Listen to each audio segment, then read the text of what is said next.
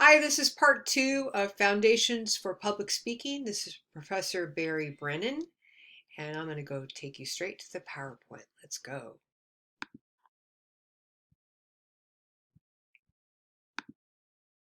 Here we are.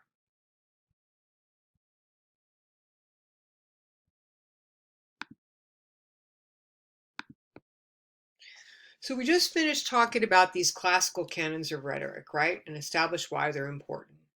Now let's put this in perspective. I want you to think about the speakers of the past. I call them the powerful speakers of the past. And I want you to look at all these faces. I'm going to name them for you if you don't know who they are. And I want you to ask yourself, what do all these people have in common?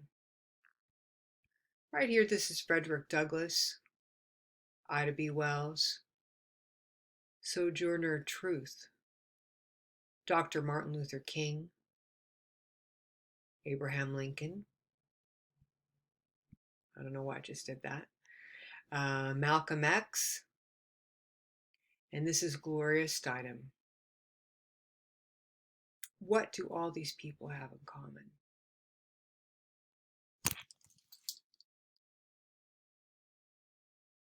They use their voices to change things, right? They used their voices, and their voices did change things. Had they not raised their voices in the way that they did, we might be living a different life. Every single one of them. And there are more than this. These are just the ones I've chosen. But you will notice they all had a reason to speak up. In this case, the majority we see are African Americans.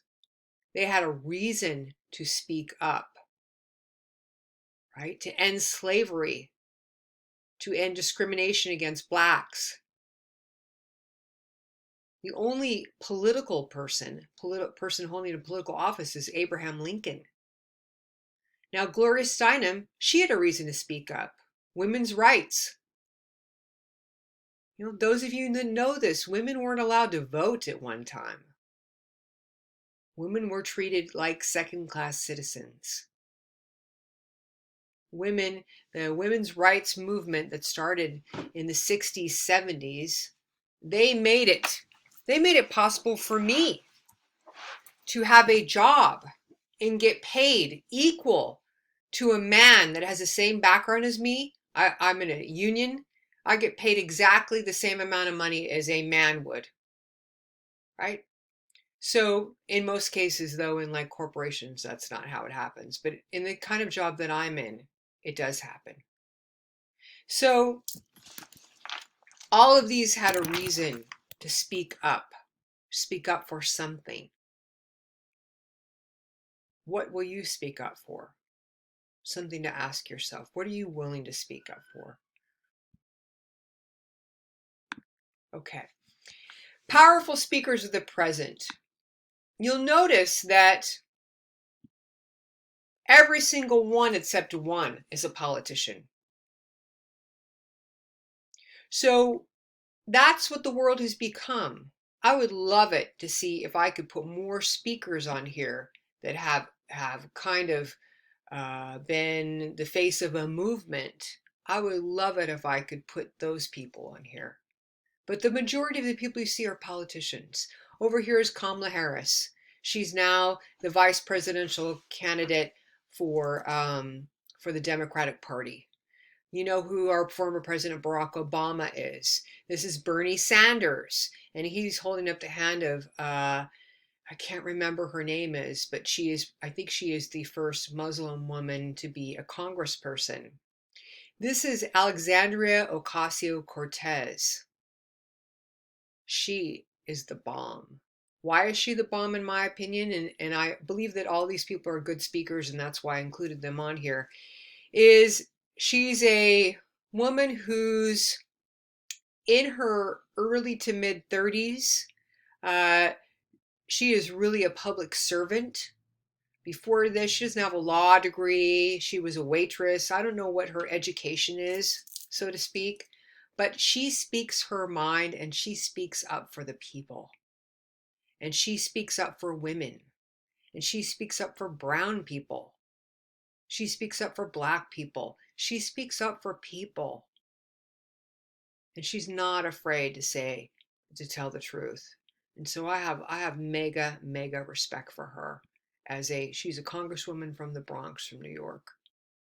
And watch her, because she will probably someday be a presidential candidate. I'm pretty sure of that. Over in the corner here is Emma Gonzalez. And if you recall the Parkland shootings in Florida, she became the face of that movement for gun control and the end of semi-automatic rifles being in the hands of citizens, and the need for that, because she spoke up and she became kind of the face of that movement. I don't know where it's at right now, but we can think of another face, Greta Thunberg. She's the face of young people in the movement she did her school strike, right? Strike for for the earth. And so it's happening. I just want to, at some point in my career, I want to put the faces of mostly citizens and hardly any politicians speaking up. That would be a beautiful thing. Okay, we're running time. We're good. Okay, so let's look at how public speaking differs from other forms of communication. What do we mean by that? Dyadic communication, also known as interpersonal communication. Dyadic communication, a dyad is two people. So public speaking is not between two people, nor is it small group communication. It's not between 3 and 7 people. You're not doing public speaking if you have 7 people in the room. Public speaking is not mass communication. A mass communication is produced, actually, a lot of the speeches you're going to see by politicians at this point, especially because of the pandemic and no one can be in the auditorium, it's like mass communication, but we have to treat it like, I'm going to treat it like a public speech, because in general it would be. But the idea of public speaking, let me just pull that up, is that, go back. The idea of public speaking is that the speaker and the audience are in the same room, and the speaker can verbally and non-verbally interact with its audience. In a mass communication situation, they're usually they're reading off a teleprompter, and the audience doesn't have to be there. They're delivering the speech, but the audience is usually like on the other side of the teleprompter, watching from their living room, watching TV from their living room. So they can't interact. So this is what we know public speaking occurs when that person, the speaker, can deliver a message to his or her audience and they're present during the speech. Okay, that's one of the criteria. Another of the criteria is they have to be able to verbally and non-verbally interact with their audience. Okay, tailoring their message, shaping their message as they go along, depending on what's happening in their audience. So they have to be able to see their audience. In mass communication, they can't see their audience. They've already decided what they're going to say. It's on the teleprompter and they're saying it, but they can't adapt to anything. They have no idea what's happening, how people are responding to that. Speaker in public speaking has a reason and purpose for delivering the message. Always. Anytime someone gives a public speech, there's a reason and purpose. They're after something. They want something from their audience. And finally, a public speech, a person is doing public speaking or delivering a public speech when they can deliver it without interruption, and always the speaker is responsible for his or her words. The words and ideas belong to the speaker.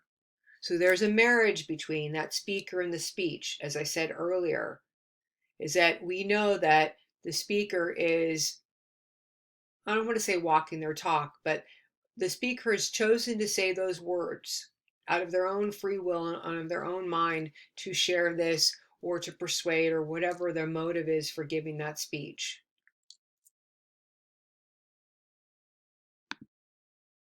So let's look at the transactional communication model. We talked about this in One is Communication, but here's a way to put it in kind of in a visual for you all when we talk about Here's when we think sender and receiver, and all the potentials for when I say something and you hear me say something, all the ways that noise, and we're going to go over these little pieces, can interfere with our communication. Okay? And the communication is this thing that's happening continuously. Remember when I talked about in the What is Communication lecture that it's a process, and it's back and forth, it's ongoing, right? Okay, let's look at these, kind of break it down for you. So when we think of it, of the elements of the process, we have a source. You can do a source, a speaker, and the source is encoding. Let's go over here. The source is encoding the message. Okay, so encoding means, remember when I talked about create, interpret, and negotiate shared meaning? The source, or the speaker, is creating a message so that the audience, the receiver, will understand. That's what the encode means. To put meaning in that message in a way, say it in a way and use words in a way, encode it so that the receiver of that information is going to understand it. With me? Okay. Once the receiver gets that message, the receiver decodes it. Decode, the opposite of encode, is breaking it down, figuring out what the heck is that person saying. If the speaker's a good speaker, they're going to be able to decode it easily because they're speaking in the language that the people understand.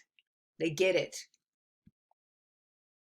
Then the receiver gives feedback, could be applause, could be shouts, could be boos. The speaker gives feedback to, the audience gives feedback to the speaker, letting them know that they've received the message in whatever way they've received it, positively, negatively, or however it is.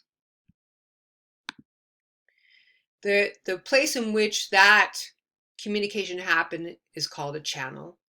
Channel doesn't have to be something literal like the phone. It can just be that space that's happening, that communication is happening, right? It could be the auditorium, that's channel.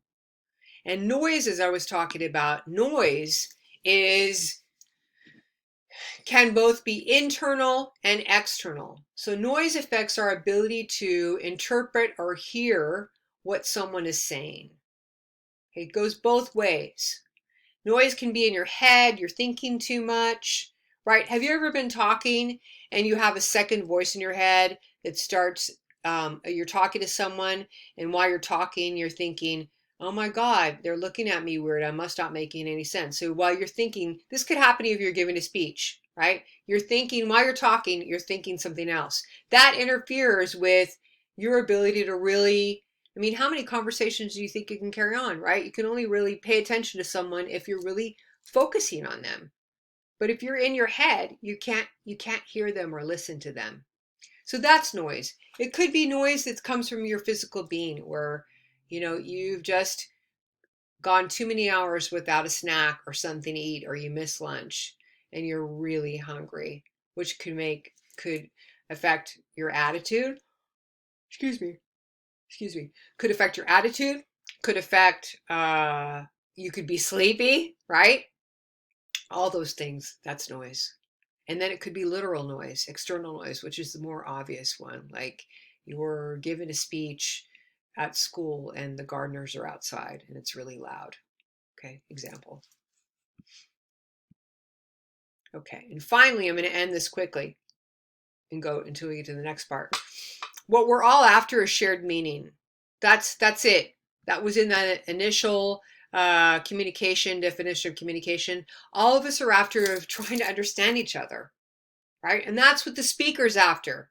The speaker wants to have a connection with you, the audience. The audience wants to have, if the audience has come to hear the speaker, they want to connect with the speaker. You want to have shared meaning. You want to be on the same page and get each other what each other is talking about.